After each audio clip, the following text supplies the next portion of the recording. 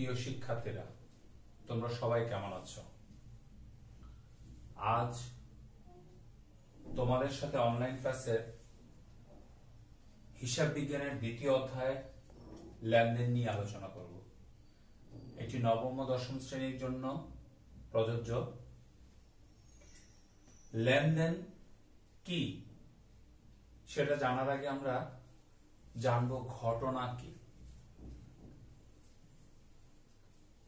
যে কোনো কিছু ঘটলে সেটাকে আমরা ঘটনা বলি।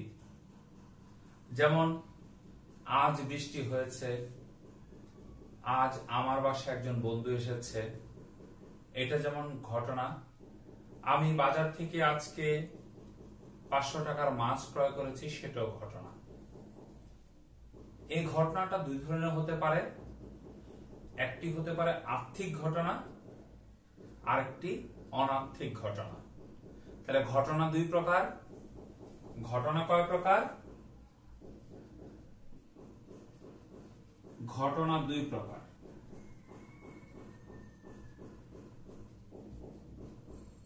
এক,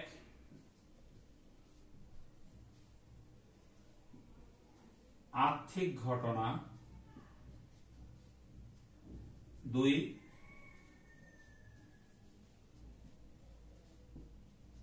অনার্থিক ঘটনা।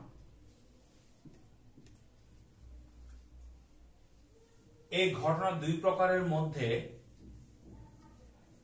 যখন ব্যবসা প্রতিষ্ঠানের অর্থের দ্বারা পরিমাপযোগ্য কোনো ঘটনা হয়, ব্যবসা প্রতিষ্ঠানে অর্থের দ্বারা পরিমাপযোগ্য কোনো ঘটনা হয়, তখন সেটাকে বলা হয় লেনদেন। তাহলে লেনদেনটা কি? আমরা লেনদেনটা কি বুঝতে পারবো কিভাবে? লেনদেন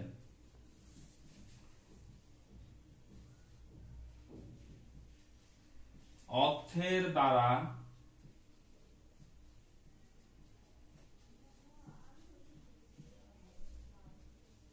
পরিমাপযোগ্য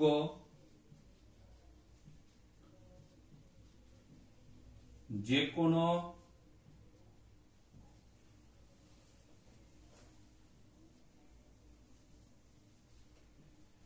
ব্যবসায়িক ঘটনাকে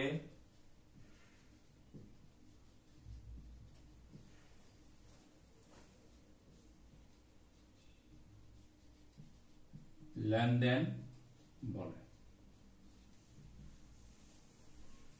তাহলে ব্যবসা প্রতিষ্ঠানের যদি অর্থের দ্বারা পরিমাপযোগ্য কোনো ঘটনা হয়, এটা অর্থনৈতিক পরিবর্তন ঘটতে হবে।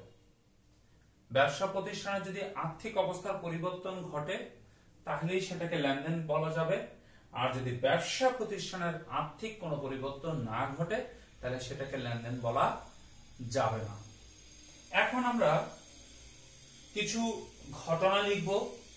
এই ঘটনাগুলি থেকে প্রথমে আমরা লেনদেন কোনগুলো লেনদেন নয় সেগুলি আগে চিহ্নিত করব।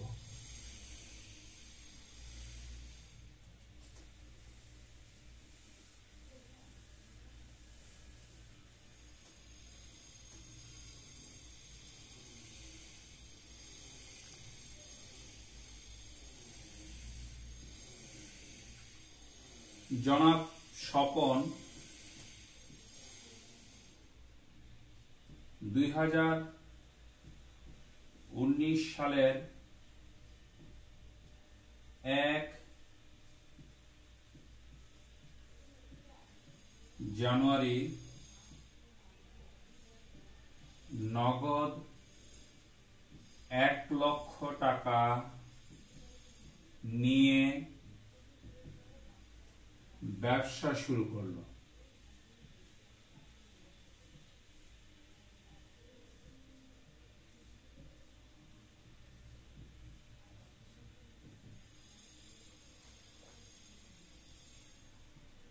জানুয়ারির 5 তারিখ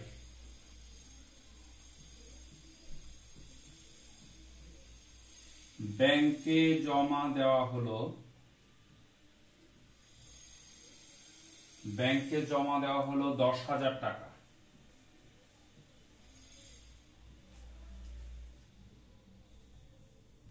10,000 টাকা।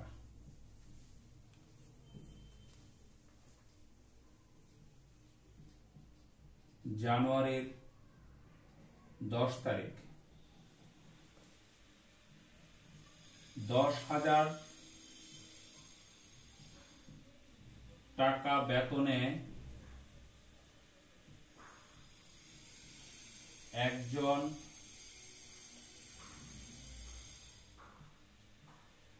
ম্যানেজার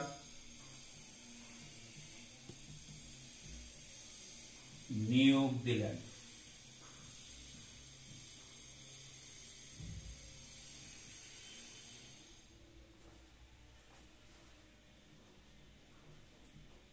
জানুয়ারির 18 তারিখ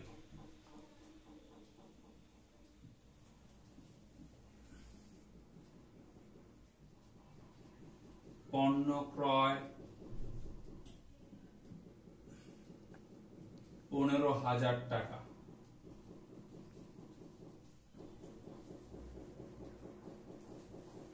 জানুয়ারির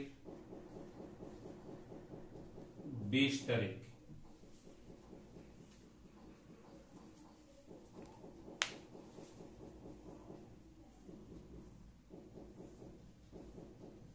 কর্মচারীর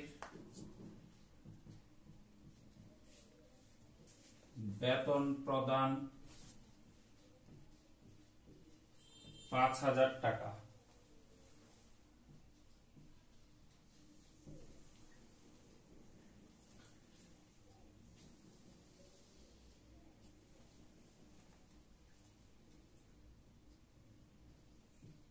জানুয়ারির 30 তারিখ তার পুকুরের মাছ বিক্রয়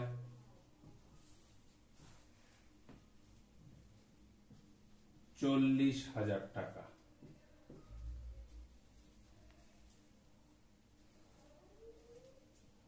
এখান থেকে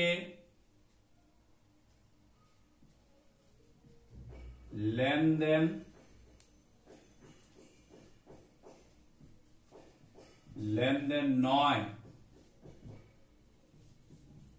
কোনগুলো সেগুলি আমরা চিহ্নিত করব। তাহলে দেখো এখানে আমরা কয়েকটা এন্ট্রি লিখেছি বা কতগুলি ঘটনা লিখেছি। এই ঘটনাগুলোর মধ্যে ব্যবসার আর্থিক অবস্থার পরিবর্তন ঘটেছে এমন ঘটনা আছে, আবার ব্যবসার আর্থিক অবস্থার পরিবর্তন ঘটেনি এমন ঘটনা আছে। তাহলে প্রথমে আমরা যদি লেনদেন নয় কোনগুলো সেগুলি চিহ্নিত করি, তাহলে আমরা প্রথমে যে সকল ঘটনাগুলো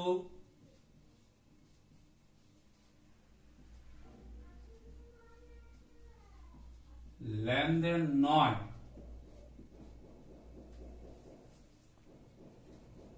তা চিহ্নিত করা হলো। তাহলে আমরা কোন কোন ঘটনাগুলি লেনদেন নয় সেটা চিহ্নিত করি।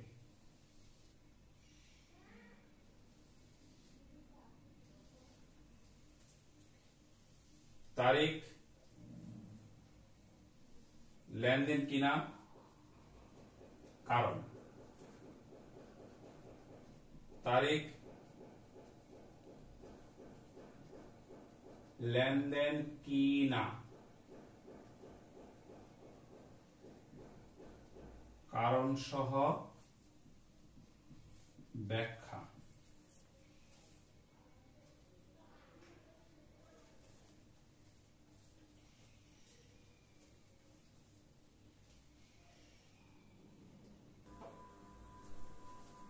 তাহলে যে সকল ঘটনাগুলো লেনদেন নয় তা চিহ্নিত করা হলো।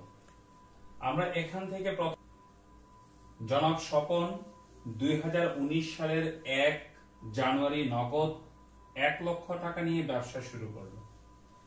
তাহলে জনাব স্বপন যে 1 লক্ষ টাকা ব্যবসায় আনলো, তাহলে 1 লক্ষ টাকা ব্যবসায় কি আর্থিক অবস্থার পরিবর্তন ঘটেছে। নগদ অর্থ 1 লক্ষ টাকা বৃদ্ধি পেয়েছে এবং সমপরিমাণ মূলধন বৃদ্ধি পেয়েছে। জানুয়ারি 5 তারিখ ব্যাংকে টাকা জমা দেওয়া হয়েছে 10,000 টাকা। তাহলে ব্যাংকে যদি টাকা জমা দেওয়া হয়, জনাব স্বপনের ব্যাংক ব্যালেন্স বৃদ্ধি পেয়েছে আর নগদ অর্থ হ্রাস পেয়েছে, এতেও আর্থিক অবস্থার পরিবর্তন ঘটেছে। এবার জানুয়ারি 10 তারিখ 10,000 টাকা বেতনে একজন ম্যানেজার নিয়োগ দেওয়া হয়েছে। তাহলে 10,000 টাকা বেতনে যদি একজন ম্যানেজার নিয়োগ দেওয়া হয়, ওই ব্যক্তিটাকে ওই দিন নিয়োগ দেওয়া হয়েছে কিন্তু বেতন দেওয়া হয়নি, ওই ব্যক্তিটা ওই দিন কারবারে জয়েন করতেও পারে, পরবর্তীতে সে চলেও যেতে পারে। তাহলে সেজন্য কারবারের আর্থিক অবস্থার কোনো পরিবর্তন ঘটেনি। তাহলে আমরা প্রথম পাইলাম কি 2019 জানুয়ারির কত তারিখ? 10 তারিখ। এটা লেনদেন নয়, লেনদেন নয়। তাহলে সেটা যদি কারণ লিখতে যাই, কারণে লিখতে পারি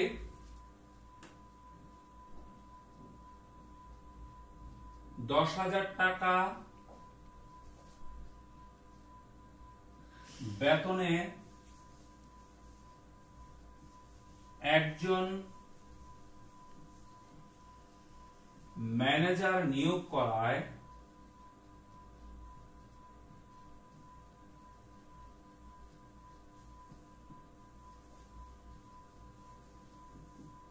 কারবারের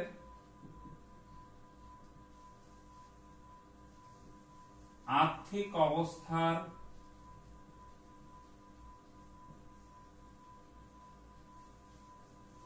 পরিবর্তন ঘটেনি। তাহলে প্রথমে আমরা বলছি কি কারবারের আর্থিক অবস্থার পরিবর্তন ঘটতে হবে।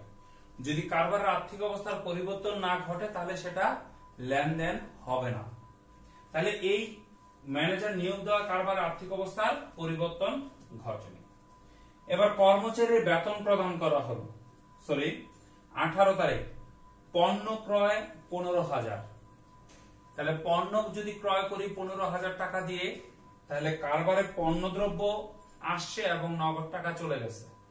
তাহলে মালিক যে এই যে 1 লক্ষ টাকা নিয়ে ব্যবসা শুরু করছে, সেখান থেকে 15,000 টাকা চলে গেছে। তাহলে সেখানে কি হলো? আর্থিক অবস্থার পরিবর্তন ঘটলো। 20 তারিখ কর্মচারীর বেতন প্রদান করা হলো 5,000 টাকা। তাহলে কর্মচারীর বেতন যদি 5,000 টাকা প্রদান করা হয়, তাহলে কি হলো? আমার এখানেও ওই যে 1 লক্ষ টাকা থেকে আরো 5,000 টাকা চলে গেছে। তাহলে এতেও আর্থিক অবস্থার পরিবর্তন ঘটেছে। এবার বলছে জনাব জানুয়ারির 30 তারিখ তার পুকুরের মাছ বিক্রি করলো 40,000 টাকা। এবার মাছ বিক্রি কে করছে? স্বপন, জনাব স্বপন মাছ বিক্রি করছে তার পুকুরের। এখন পুকুরের মাছ বিক্রি করে কিন্তু সে ব্যবসায় আনে নাই, সে মাছ বিক্রি করছে, সে এই টাকা দিয়ে কি করছে সেটা এখানে কোনো উল্লেখ নাই। সেহেতু এটা আর্থিক অবস্থার কোনো পরিবর্তন ঘটেনি ব্যবসায়, তাহলে সেটাও লেনদেন নয়। তাহলে আমরা পাইলাম কি জানুয়ারির 30 তারিখ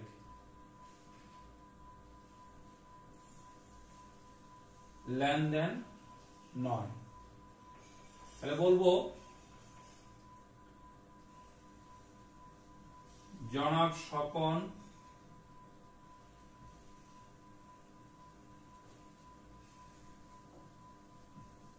তার পুকুরের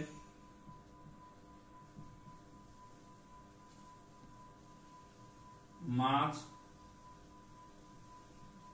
40,000 টাকায় বিক্রয় করায়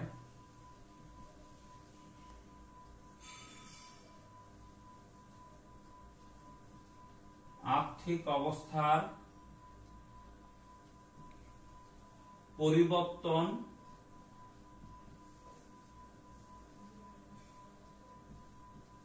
ঘটেনি। তাহলে আর্থিক অবস্থার পরিবর্তন না ঘটার কারণে এটাও লেনদেন নয়। তাহলে এখানে আমাদের সবগুলি ঘটনা, এই সবগুলি ঘটনার মধ্যে থেকে আমরা দুইটা ঘটনা পেলাম কি অনার্থিক ঘটনা, মানে ব্যবসার জন্য অনার্থিক, আর চারটা পেলাম কি আর্থিক ঘটনা, যেগুলি আমাদের লেনদেন। এবার এই যে লেনদেনগুলি হলো, লেনদেনের ফলে আমাদের কি কি পরিবর্তন ঘটছে। একটা ব্যবসা প্রতিষ্ঠানের মধ্যে আমাদের কিছু কিছু হিসাব আছে, আমরা পরবর্তী ধাপে সেগুলি নিয়ে আলোচনা করতেছি।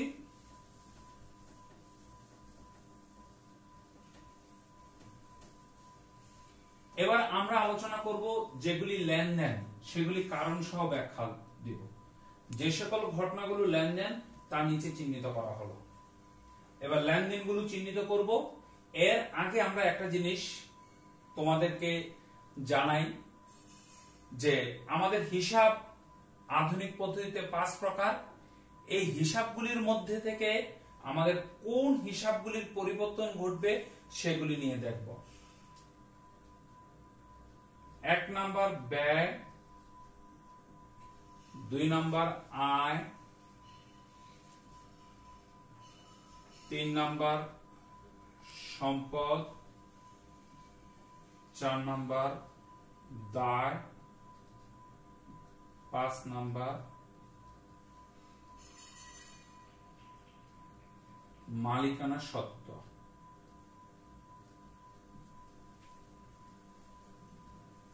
এখন এই যে হিসাবগুলো, এই হিসাবগুলোকে একটা সমীকরণ আকারে প্রকাশ করা হয়।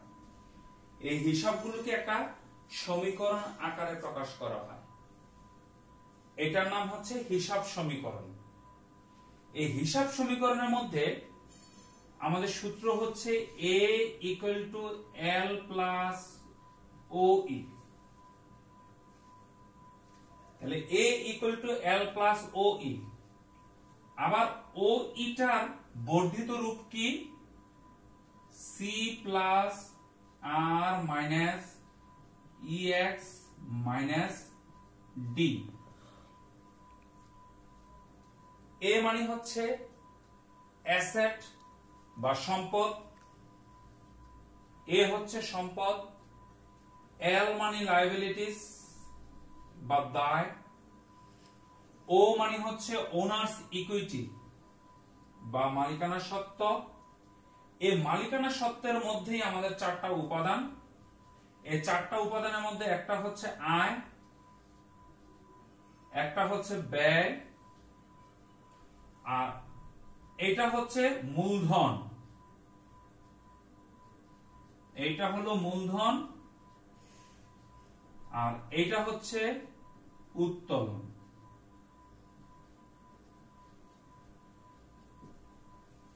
তাহলে আমরা এখানে দেখতে পেলাম কি এই মালিকানা সত্ত্বের উপাদান হচ্ছে 4টা। 4টার মধ্যে 2টার জন্য মালিকানা সত্ত্ব বৃদ্ধি পায়, আর 2টার জন্য মালিকানা সত্ত্ব হ্রাস পায়। মূলধন আসলে মালিকানা সত্ত্ব বাড়ে, আয় হলে মালিকানা সত্ত্ব বাড়ে, ব্যয় হলে মালিকানা সত্ত্ব কমে, আর উত্তোলন করলে মালিকানা সত্ত্ব কমে। এটা হচ্ছে আমাদের হিসাব সমীকরণ। এই হিসাব সমীকরণের উপাদানগুলোর পরিবর্তন ঘটে যদি আর্থিক লেনদেন হয়, আর যদি আর্থিক লেনদেন না হয় তাহলে হিসাব সমীকরণের উপাদানগুলোর কোনো পরিবর্তন ঘটে না। তাহলে প্রিয় শিক্ষার্থীরা, তোমরা যদি হিসাব সমীকরণটা ভালো করে বুঝতে পারো তাহলে লেনদেনটা ভালো করে বুঝতে পারবা যে কোন উপাদানগুলোর জন্য আমার লেনদেনের পরিবর্তন ঘটবে, কোনটা বৃদ্ধি পাবে কোনটা হ্রাস পাবে, সেটা তোমাদেরকে ভালো করে বুঝতে হবে। এখন এই যে হিসাব সমীকরণ, হিসাব সমীকরণের মাঝখানে সমান চিহ্ন, এই সমান চিহ্ন দ্বারা বোঝানো হয়েছে কি এই পার্শ্বটা এই পার্শ্বটা দুটোটা সমান। যদি এই পার্শ্বে বৃদ্ধি পায় অবশ্যই এ পার্শ্বে বৃদ্ধি পাবে, একটা কন্ডিশন। এই পাশে যদি হ্রাস পায় তাহলে অবশ্যই এ পাশে হ্রাস পাবে, দুইটা কন্ডিশন। আবার এমন হতে পারে যে এই পাশের মধ্যেই সম্পদের দুইটা উপাদান, একটা সম্পদ বৃদ্ধি পেল আর একটা সম্পদ হ্রাস পেল, তাহলে আমাদের ওই পাশের কোনো পরিবর্তন ঘটবে না। হতে পারে আমার এখানে বৃদ্ধি এখানে হ্রাস, এই ক্ষেত্রে কোনো পরিবর্তন এখানে নাই। বা হতে পারে আমার এখানে কোনো পরিবর্তন হয় নাই, এখানে একটা উপাদান বৃদ্ধি পাইছে একটা উপাদান হ্রাস পাইছে। আমার হতে পারে দায় বৃদ্ধি পাইছে মালিকানা সত্ত্ব হ্রাস পাইছে, বা মালিকানা সত্ত্ব বৃদ্ধি পাইছে দায় হ্রাস পাইছে, বা কোনো উপাদানের জন্য মালিকানা সত্ত্ব বৃদ্ধি আবার মালিকানা সত্ত্ব হ্রাস, সেটাও হতে পারে। তাহলে তোমাদের বুঝতে হবে যে কোনো কারণেই আমাদের এ পাশে যদি বৃদ্ধি পায় এ পাশে হ্রাস পাবে না, এ পাশে হ্রাস পেলে ওই পাশে বৃদ্ধি পাবে না। যদি তোমরা এখানে ব্যাখ্যা দিতে গিয়ে কোনো কারণে তোমরা এক পাশের বৃদ্ধি আর এক পাশে হ্রাস লিখো তাহলে সেটা ভুল হবে। সেজন্য তোমাদেরকে বলা হলো যে এদিকে বৃদ্ধি পেলে বাম পাশে বৃদ্ধি পেলে ডান পাশে অবশ্যই বৃদ্ধি পাবে, বাম পাশে হ্রাস পেলে ডান পাশে হ্রাস পাবে, বা বাম পাশে হ্রাস বৃদ্ধি করতে পারে তখন ডান পাশের কোনো পরিবর্তন ঘটবে না, বা ডান পাশের যদি হ্রাস বৃদ্ধি ঘটে বাম পাশের কোনো পরিবর্তন ঘটবে না। এবার আসো তাহলে যে সকল লেনদেন, যে সকল ঘটনাগুলো লেনদেন, সেগুলি আমরা এই হিসাব সমীকরণের মাধ্যমে আমরা ব্যাখ্যা দেব।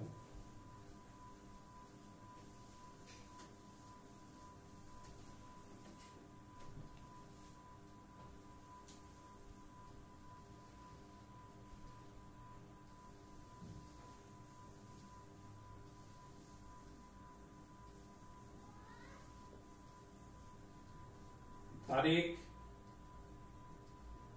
লেনদেন কিনা, আমরা লেনদেন যেগুলি লেনদেন সেগুলি আগেই করে ফেলছি। এখন যেগুলি আছে সবগুলি লেনদেন।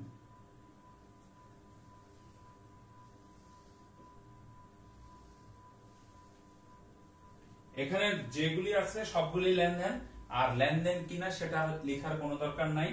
আমরা তারিখ অনুযায়ী লিখব 2019 জানুয়ারির 1। তাহলে এখানে দেখো সে নগদ টাকা 1 লক্ষ টাকা নিয়ে ব্যবসা শুরু করছে। মালিক যখন ব্যবসা শুরু করে কোনো কিছু নিয়ে, তখন সেটা মালিকের জন্য হচ্ছে মূলধন, মালিকের জন্য সেটা মূলধন। মালিক নগদ টাকা আনতে পারে, মালিক আসবাবপত্র আনতে পারে, মালিক যন্ত্রপাতি আনতে পারে, মালিক পণ্যদ্রব্য আনতে পারে।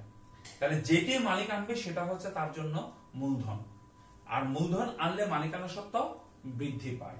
তাহলে আমি লিখতে পারি এতে নগদ অর্থ, নগদ অর্থটা হচ্ছে এ, অ্যাসেট বা সম্পদ, বৃদ্ধি পেয়েছে।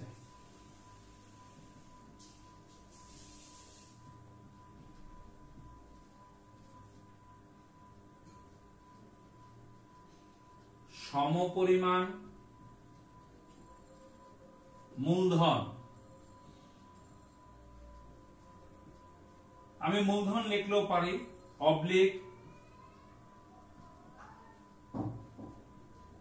মালিকানা সত্ত্ব। তাহলে মালিকানা সত্ত্ব ও ই বৃদ্ধি পেয়েছে।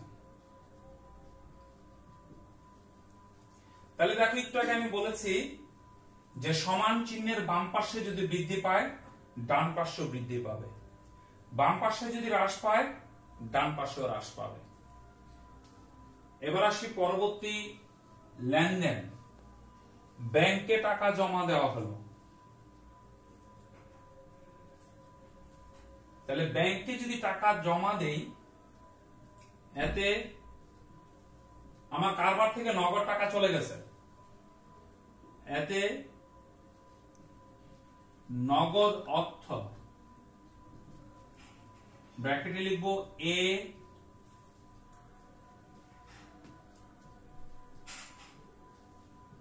হ্রাস পেয়েছে এবং সমপরিমাণ ব্যাংক জমা, ব্যাংকে টাকা জমা, সেটাও কিন্তু এ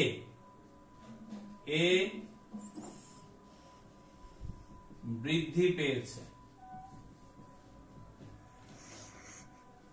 আমরা কিছুক্ষণ আগে বলছি যে সমান চিহ্নের এক পাশের পরিবর্তন ঘটতে পারে, তাহলে এক পাশে যদি পরিবর্তন ঘটে ওই পাশে বৃদ্ধি এবং ওই পাশে হ্রাস হবে। যেমন দেখো এখানে এ, এটাও এ, তাহলে একদিক দিয়ে হ্রাস পেয়েছে আরেক দিক দিয়ে বৃদ্ধি পেয়েছে, তাহলে সমান চিহ্নের এক পাশের পরিবর্তন ঘটেছে, তাহলে আর ডান পাশের কোনো পরিবর্তন ঘটেনি। এই জিনিসটা তোমরা অবশ্যই মনোযোগ দিয়ে দেখবে যে সমান চিহ্নের ডান পাশে যদি বৃদ্ধি পায় বাম পাশে বৃদ্ধি পাবে, ডান পাশে হ্রাস পেলে বাম পাশে হ্রাস পাবে, আর একদিকে যদি পরিবর্তন ঘটে তাহলে বৃদ্ধি হ্রাস দুটোই হবে।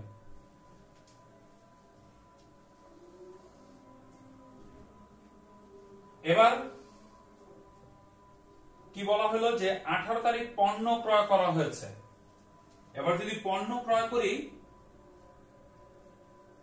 18 তারিখ, এগুলি সব লেনদেন, লেনদেন লেনদেন আমরা লেনদেন নয় যেগুলি সেগুলি আগে আলোচনা করে ফেলছি।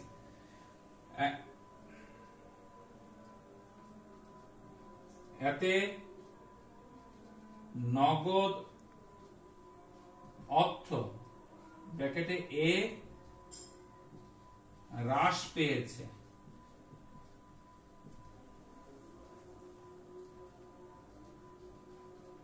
সমপরিমাণ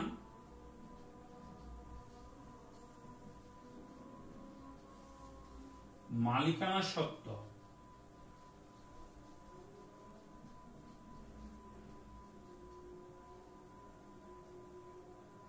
ব্র্যাকেটে ও ই হ্রাস পেয়েছে।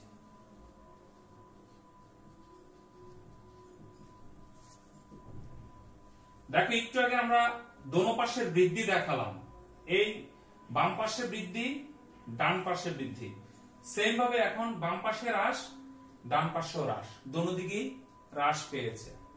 তাহলে বৃদ্ধি দেখলাম হ্রাস দেখলাম, একই দিকের পরিবর্তনও আমরা দেখলাম। এবার আসি তারপর 20 তারিখ,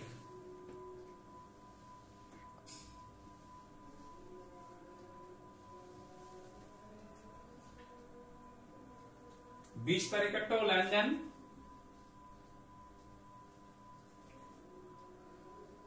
কর্মচারীকে বেতন প্রদান করা হলো।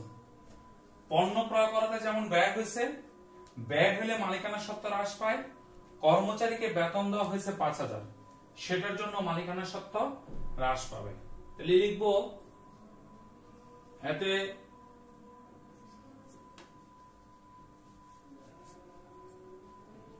নগদ অর্থ ব্র্যাকেটে এ হ্রাস পেয়েছে, এতে নগদ অর্থ হ্রাস পেয়েছে,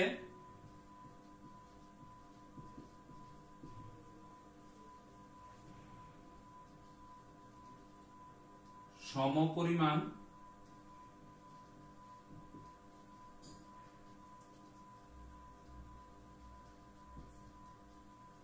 মালিকানা সত্ত্ব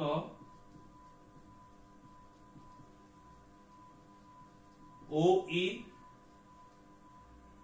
হ্রাস পেয়েছে।